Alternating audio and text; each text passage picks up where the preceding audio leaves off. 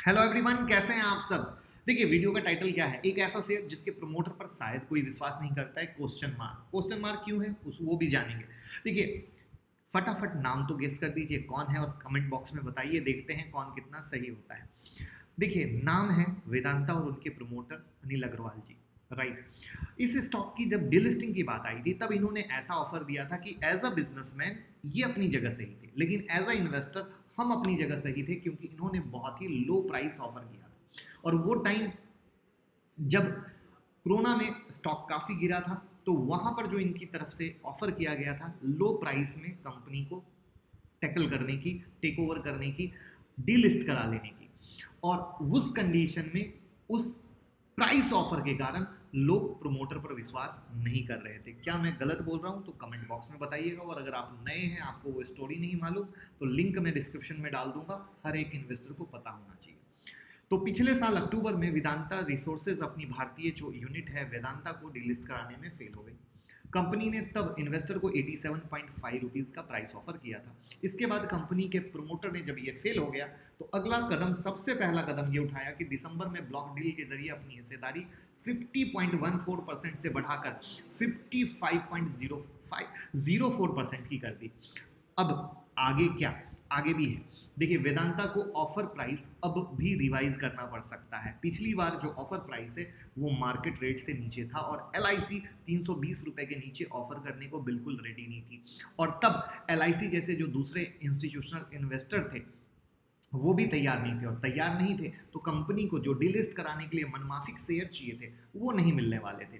अब क्या कैसे कहानी थी, तो डीलिस्ट के ऑफर के दौरान कंपनी को कम से कम 134.1 करोड़ शेयर खरीदने थे, बट कंपनी के पास सिर्फ 125.6 करोड़ शेयर ही बिक्री के लिए आए।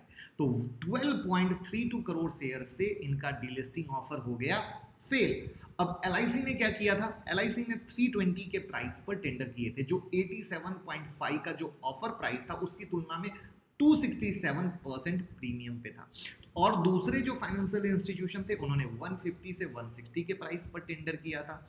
तो इस तरीके से चीज़ें फेल हो गई थी। अब इसमें एक डेटा बताता हूँ। 31 दिसंबर 2020 के अनुसार एल के पास वेदांता की 5.58% की हिस्सेदारी थी। आईसीआईसी प्रूडेंशियल म्यूचुअल फंड के पास 3.14% की हिस्सेदारी थी, और एचडीएफसी एएमसी के पास 1.28% की हिस्सेदारी थी। कंपनी ने इसी साल जनवरी में 37.2 करोड़ शेयर के लिए ओपन ऑफर लाने की घोषणा की थी, जो कंपनी की कुल 10% हिस्सेदारी है। अब जैसा कि आपको पता है कि देश की प्रमुख माइनिंग कंपनी में काउंट होती है वेदांता, और ओपन ऑफर का अब प्राइस बढ़ाएगी, जो 230 से 240 रुपए हो सकता है। अब आप कहेंगे क्यों, तो ऑफर प्राइस जो बढ़ाने की वजह है वो ये है कि शेयर के प्राइस में बढ़ोतरी। मैं चार्ट भी दिखाऊंगा, आगे के लेवल क्या है वो भी बताऊंगा, पूरी वीडियो को ध्यान से देखिएगा। तो जनवरी से अब तक क्या हुआ है कि शेयर के प्राइस 28% बढ़कर 226 रुपए पर शेयर पर कारोबार कर रहे हैं। तो अब 29 जनवरी को इसका प्राइस क्या था, 161.20 था। कंपनी ने जनवरी में ऑफर प्राइस जो डिसाइड किया था वो 160 रुपीज़ पर शेयर था, और रिटर्न मिल गया, मार्केट में शेयर ऊपर आ गया। उस कंडीशन में अब तो किसी भी हालत में इनको ऑफर प्राइस तो बढ़ाना पड़ेगा, and that's the big reason कि अब ये ऑफर प्राइस जो ओपन प्राइस है वो 230 से 240 कर सकते हैं। अब इसमें खबर ये है कि जो मार्केट में सोर्सेज का कहना है कि एल इस बार अपनी हिस्सेदारी बेच सकती है, क्योंकि ओपन ऑफर प्राइस मौजूदा जो शेयर का प्राइस है उससे ज़्यादा है।